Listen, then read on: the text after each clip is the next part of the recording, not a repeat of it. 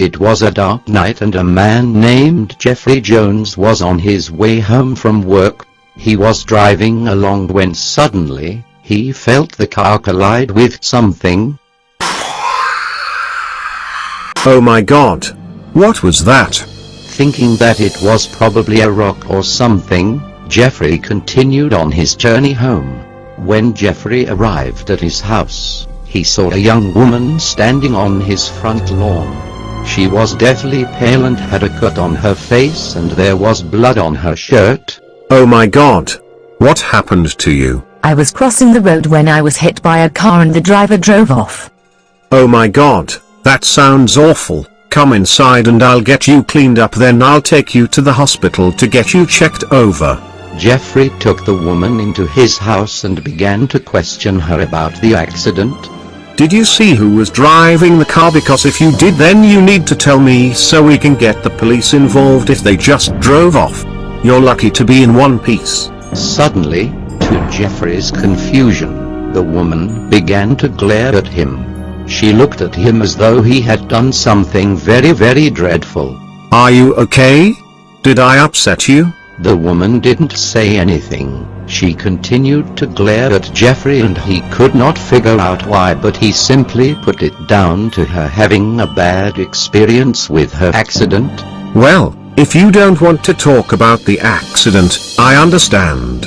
I'll just get you cleaned up and then I'll call the hospital. Just get out and leave me alone. The woman yelled suddenly to Jeffrey's horror.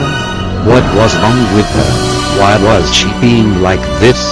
He wondered. All he wanted was to help her. But you've been injured. You will need to go to the hospital to get checked over and I have no trouble taking you there. Just get out and leave me alone. I don't need a hospital. Knowing that she was obviously in distress, he decided to leave her alone for a little while so that she could calm down.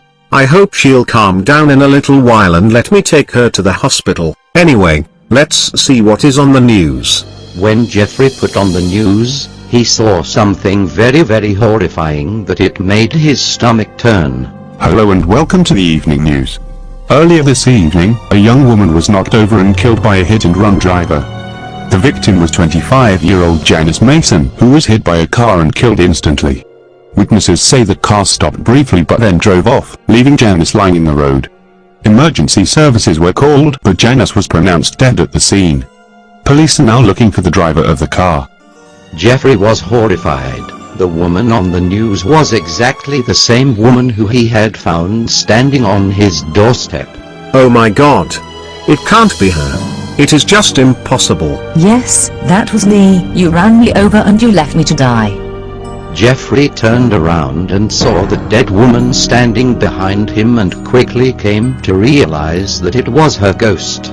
That explained her pale features, and the cut on her face and blood on her shirt were from the injuries she had suffered during the accident. Jeffrey was now beginning to understand why she was angry with him.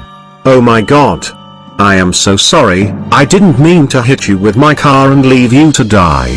I am so sorry. You must go to the police and say it was you who ran me over and kill me. If you don't, I will haunt you. Turn yourself in. And with that, her ghost vanished into thin air. Jeffrey eventually admitted to the police that he had run over and killed the young woman. He was sent to jail where he had to live with the guilt with what he had done. I can't go on living like this any longer. I cannot live with this guilt. Hello and welcome to the news. Hit-and-run driver Jeffrey Jones was found hanged in his cell after taking his own life. Jeffrey Jones was currently doing time in prison after he admitted to running over and killing 25-year-old Janice Mason and driving away from the scene. It is unknown as to why Mr. Jones claimed his own life, but police officers often heard him saying how he could no longer live with the guilt of what he had done.